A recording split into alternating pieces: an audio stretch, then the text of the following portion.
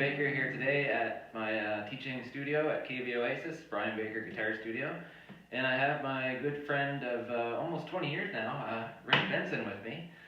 And instead of this week, my weekly tip, instead of showing you how to maybe play guitar better or increase your guitar playing knowledge and stuff like that, Rick is here today and he's going to talk to us about his new book that he's written called My Chaos, Searching for a New Normal.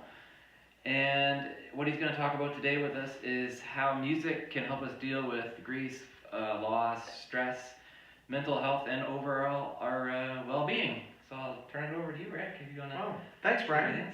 Yeah, we've got quite a history of my kids taking guitar lessons and me taking banjo lessons from Brian. And yeah, so I work as the director of spiritual care at St. Joe's Hospital, and been doing a lot of grief and grief counseling, a lot of support of people with life transitions.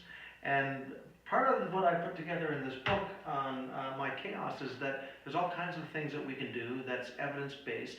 That means it's been researched to show that if we practice these things, it'll reduce our stress and anxiety and due to any kinds of life transitions. And music is one of those. And so Brian and I were just talking about that before we turned on the camera, that there's all kinds of things that we do that reduces our stress that's healthy. And music is one of them. Like learning how to play a guitar or a banjo or ukulele, whatever it may be, it really gives us peace and serenity. Absolutely. So yeah, there's research showing that that there's no age limit on learning either, and that's one of the things that I was pleasantly surprised with looking online and doing research. There's a neuroscientist, he's a medical doctor, a surgeon who also teaches banjo online, and he talks about that actually the older you get, the older fellow like myself, that we can actually have more time and are more motivated to learn how to play. And this doesn't go against younger people learning, and certainly when you're younger, you'll learn quicker, you'll be faster. But we, even as older people, can learn an instrument. It's never too late to do that.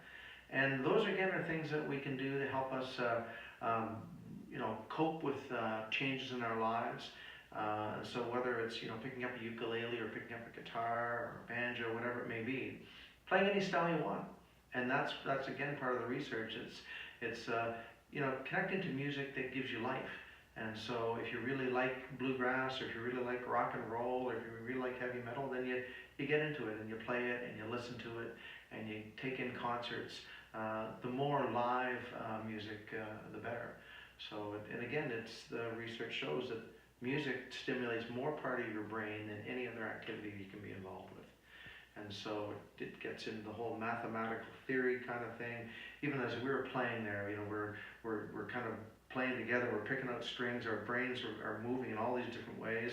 We start singing, that adds to a more change in our bodies and our brains. So it really is very, very helpful.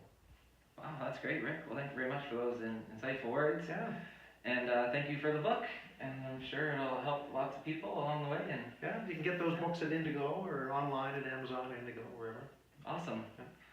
All right, everybody. Well, that's our tip for this week on mental health and our well-being and grief and loss and stress and anxiety with Rick Benson. Pick up those instruments and play. That's right, for sure. Yeah. Well, let's play a little bit before we go here.